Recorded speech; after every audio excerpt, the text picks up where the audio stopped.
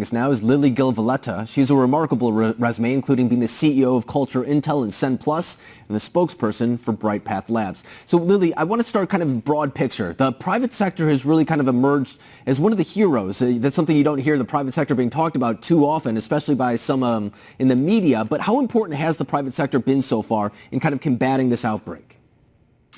I think this outbreak is awakening what we know as the public-private partnerships, which is bringing together the ingenuity and the resources of private sector to help with the public good or the public needs that we have right now. So definitely there is a new model emerging.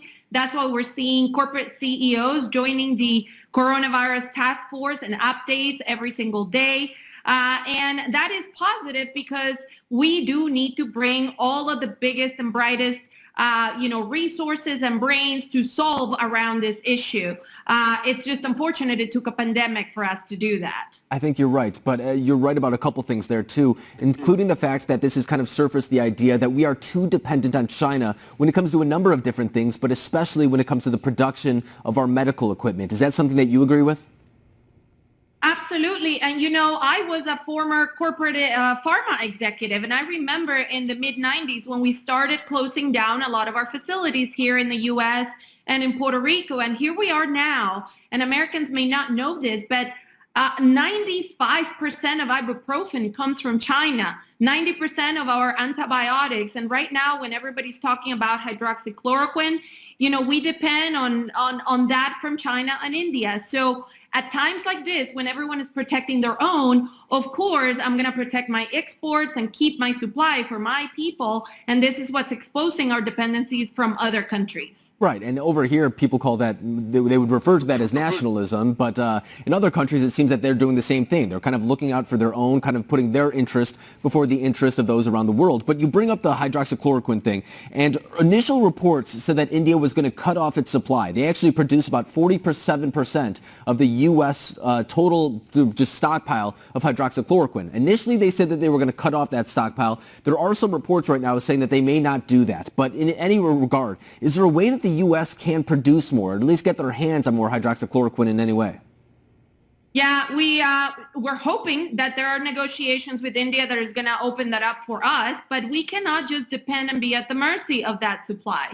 That is where American ingenuity needs to kick in. And particularly, I am beyond proud to be involved with a group of American researchers and biologists and PhDs at Bright Path Labs, for example, who have a technology that can produce with agile manufacturing technology, hydroxychloroquine right here in the United States. So what we need to do is, while you're negotiating some sort of trade deal with India, also explore who are those innovators right here in the United States that need the acceleration, the attention, and the funding for a time like this, so that we can start activating that innovation to create medicines right here at home.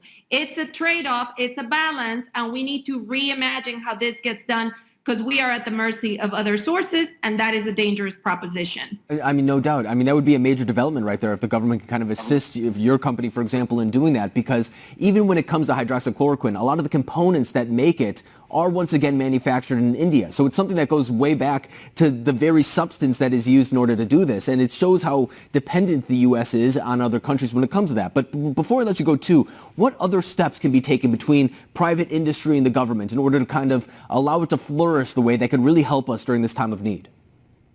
Well, we need to tackle what created the problem to begin with. Like, why are we business leaders making decisions to go abroad? Because maybe there are incentives, there are tax reliefs, there are some labor laws or things that are motivating a more efficient or cost-effective model.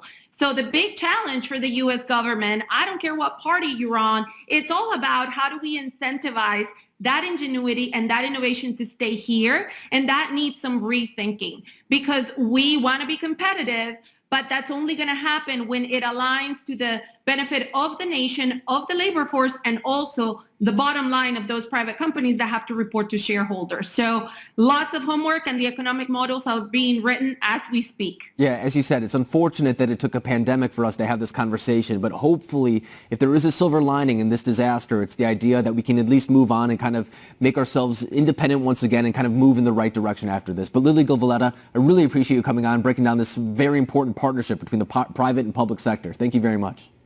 Thank you.